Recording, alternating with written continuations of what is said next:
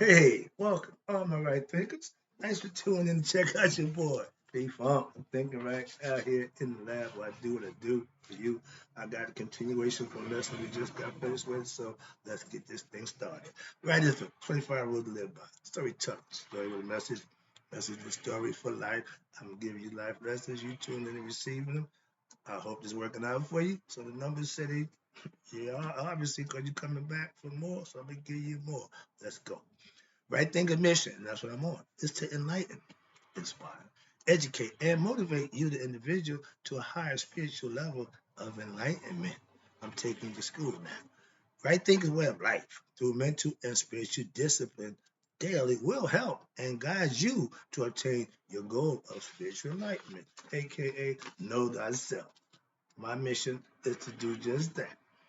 Give you information I know that got me there. I can give it to you, and you can use it to get you where you need to go, aka know thyself for yourself. Let's go. That's my mission, and I'm on it. Your goal is to know thyself. Tidbit for the lesson.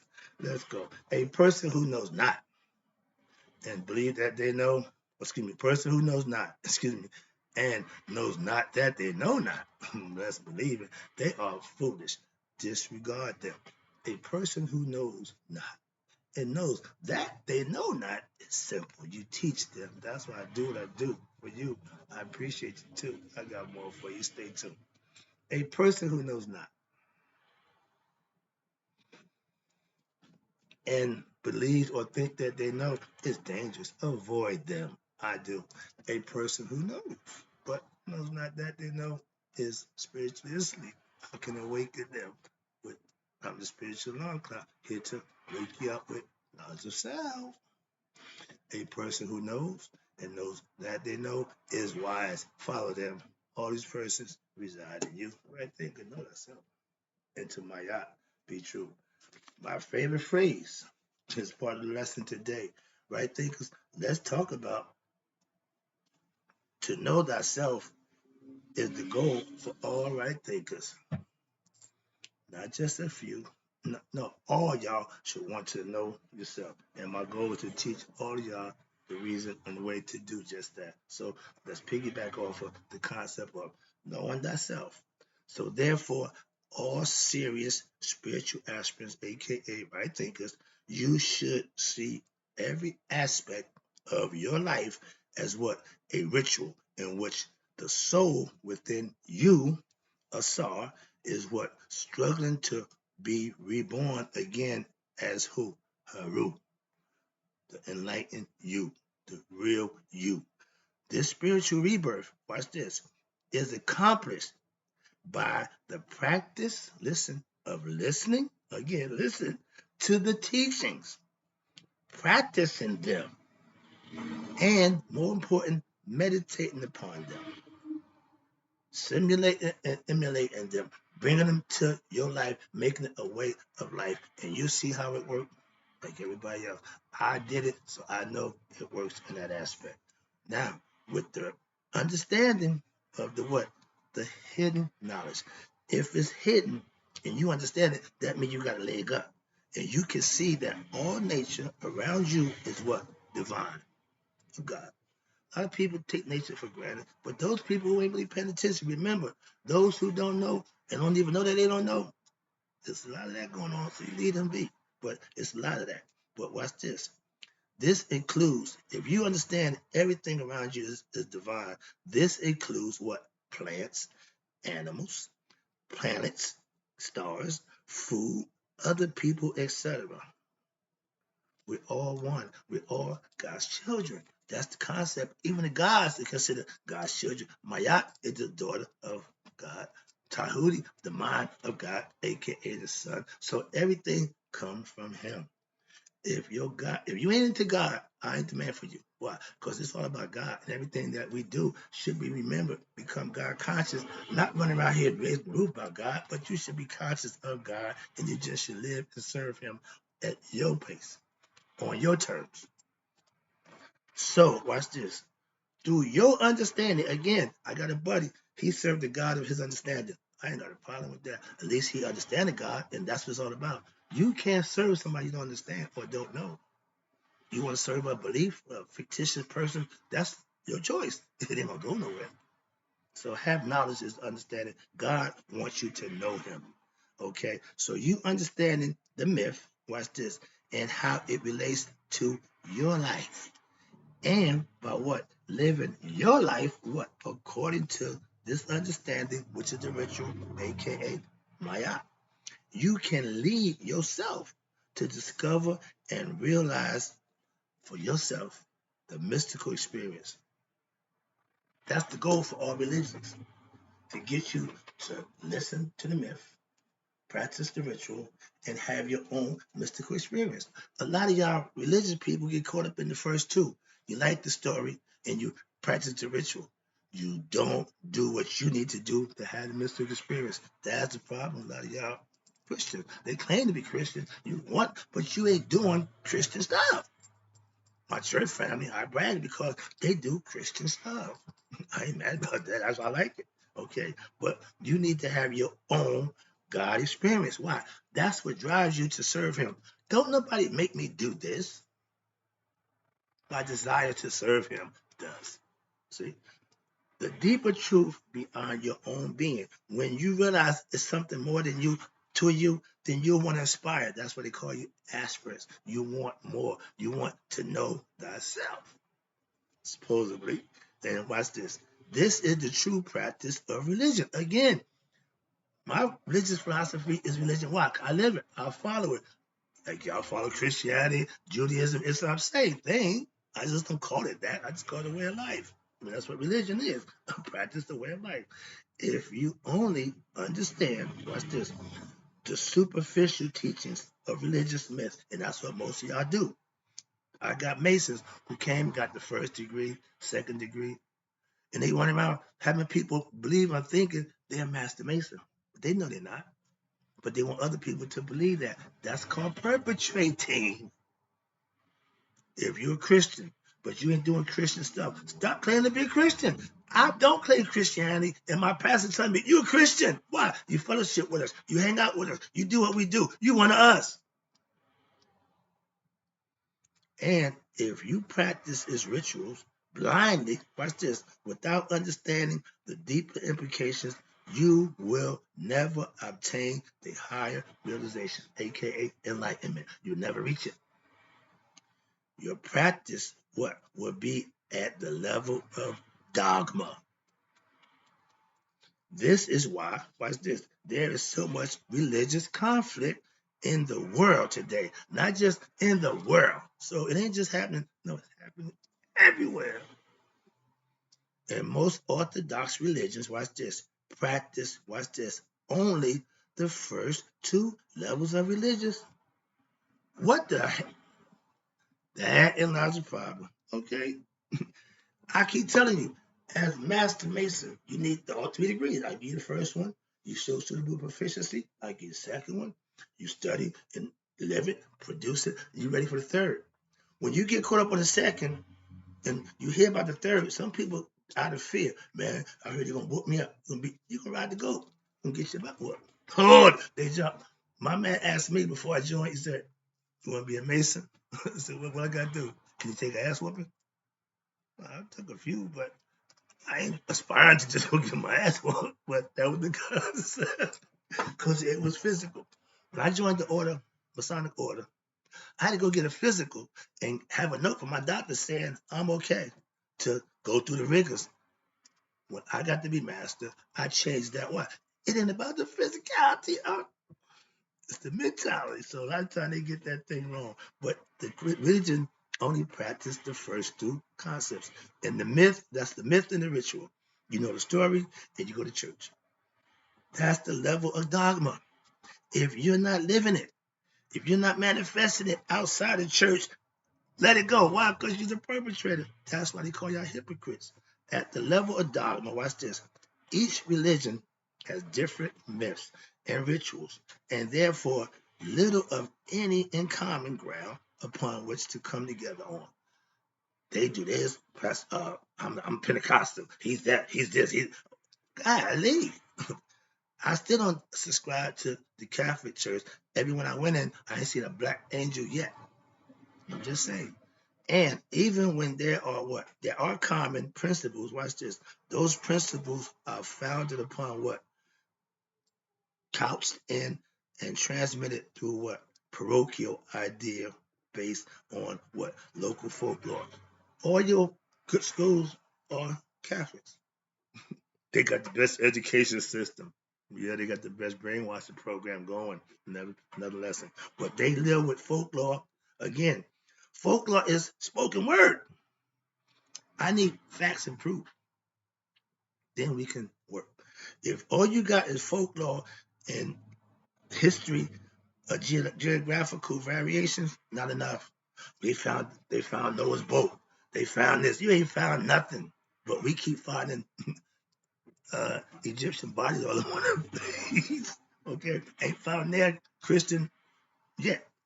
The results of this misunderstanding, watch this, and ignorance have been a personal disillusionment that led to personal disillusionment and wars. We are at war right now. Brother fighting brother.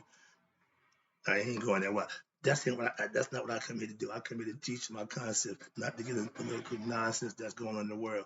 I don't subscribe to none of that, so I'm not going there. Watch this. Back to the lesson. Yet, at the mystical or the metaphysical level, which is the third degree, which is when it happens for you, all religions are actually pointing toward the same goal, that is spiritual enlightenment. But how they go about it, don't get their people there too often. My pastor made it. He got his congregation doing the same thing. That's what I follow. If I'm in a church and I don't subscribe to what they're doing, I'm not going there. If Medjugorje or right thinking philosophy, watch this, is mastered, then you, the spiritual aspirant, becomes what? Makaru. That means you are true of thought, you're thinking right, your words, you're speaking right, and your deeds means you're doing right. That's the right thing of philosophy. That's where we are. That's what I do. And by doing this, what's that? That is how you purify your body, your mind, and soul. The symbol medju is like a stick. Okay, it related to the support to help prop up, while the symbol of Karu, Kheru, is dynamic, related to a constant movement. So the sign of Karu is a oar on the boat. What do you do with the oar? You move the boat through the water. So this term, Makaru, uses the glyph of Karu, which is an oar rowing and is also a symbol of voice, meaning that purification, what happens, occurs through what? The righteous, virtuous movement, the rowing motion of the word. That is when it is used to what? Promote virtue. Again, order, peace, harmony, and truth. So Medjugorje is the potential word, and Makaru is the word in action, moving toward perfection to the perfected word. In the beginning, there was the word. The word made, whatever. Again, you got the story. But we as humans, we have power just like God to utter into existence what is we believe, what we feel from the heart. Whatever you think and believe, that's what you're going to do. Understand that? Okay, I gotta move on. The hieroglyphic text, Medjugorje, you become Makaru, and is useful in the process of what? In religion, when they are used as Heka, words of power. The ancient Egyptian words of power, when the word Hesi, Hesi, chanted Shema sung, and thereby one performs dua. My Mason brothers, I learned that in the Red House. Y'all told me it was a sign of astonishment. No, I ain't gonna say you lied, but it's the sign of worshiping God. Y'all didn't tell me that, so we got some issues. If we ever get back together again, I got some things I need to discuss with y'all. So, but dua, that means showing respect and worshiping of God. They said when the gleaming from the sunshine at high noon, in order to look at it, it made sense, and I went with that. And I've been teaching that for a long time. And I feel like my man Ray Hagans, when you teach something, that you think, because you didn't know no better at the time, you think that's what it is. When you find out what you teach wrong, all you want to just go back and tell everybody, man, my bad, my bad. No, no, no. So some of the stuff that I taught y'all, I want to retract. So it made sense, okay? It wasn't true, but that's what they did. So you see the guy doing this, raise the hands up, I come in peace, okay? That's the car side. But watch this. You got perform dua or worship of the divine. The divine word allows you, the speaker, to what? Control the God and goddess. In other words, the cosmic forces within you. Luke, use the force, right thinkers. Use the force. This concept is really based on what? An idea that human beings are what? Higher order beings, spiritual beings, if they what? Learn about their nature, the nature of the universe, and elevate themselves through what? Virtue and wisdom. Learning, studying, and implementing what you learn and what you study, and become wise by doing that. The word is perfected through what? Shidi, which means to study profoundly, to penetrate the secrets. Shidi is a matter of digging. Sheed, S-H-double-D. It means to dig, to excavate, to go deep into the teachings, to get to the heart and the unconscious mind. It is sheath, S-H-E-D-T, which is suckling.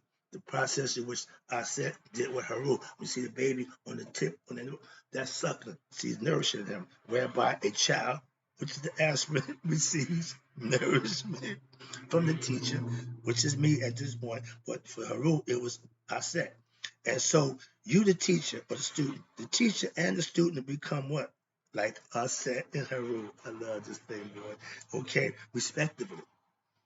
The teacher, I said, student, Haru. Now the wisdom that I'm getting imparting you by what? Imparting to you the qualified aspirant, Haru. Thus, it's a process of what? Shidi, what means to educate, to train, to rear a child occurs. That's the whole idea of parenting. Sounds familiar? So that the path to Shita, which is the secret hidden divinity, is Shidi, which is study, involves the disciplines of what? Sematawi, aka Egyptian yoga, and after having dispelled what? The ignorance. When you lift the veil of ignorance, when you come into enlightenment, you're lifting the veil of ignorance. Now you can see the ignorance had you blind. You lift, oh, whoa! Amazing what you see. You open that third eye. I'm trying to get you there. So I'm trying to hold on. We're almost there. Let's go. Go with me. When one attains, excuse me, after dispelling the ignorance, one develops what? Sa, S-double-A. That means good, perfect insight and understanding. You become better equipped to know who you are. When one attains men, establishment, and what? Reach higher knowledge, then one is said to have obtained the divine eye. That's why I sport the eye, because I obtained it and I wear it proudly. So understand that. That's the reason and purpose. When you open the divine eye, the arat is raised, which is the serpent power, which has what coursed up through, perched atop the jed pillar. The jed pillar is a pillar stand up, and the top got 4 layers. That represents Assad's back when ISIS found him in the box in Syria, cut down of a tree bark, so he was inside of a tree. So it represents his spinal column called the Jed pillar. Jedi, Jedu, all those come from Egypt. Turn the Jedi warrior. He learned to what? Use the force. He knew himself. They didn't go that far with it, but that's what they showed him. Let's go. Moving on. Let me get this up. I'm running my time. Now, in order for you, the serpent power, which courses through the body and perches atop the Jed pillow, which is the spine, step to spine, this entire process does what? Leads to attaining Aku. AKHU is a verb. It means illumination from the inside. You have knowledge of yourself and it starts within. And watch this. I am, start out with that. That means self-knowledge. The best knowledge is self-knowledge. And it says, know I in heart mind. Correctly, I know what's in my heart. In other words, I know thyself. Know thyself, and self-knowledge leads to what? nihas, or they call it resurrection or spiritual awakening. In other words, spiritual enlightenment.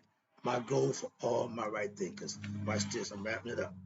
Of all the duties of the clergy in the Shitat Neta religion, one stands out because it is the fundamental and goal of life. The aim of these toils and labors as is the attainment of what? Knowledge of the first and chief being, who alone is the object of the understanding of the mind, and this knowledge and the goddess invites us to seek after as being near and dwelling continuously where in her.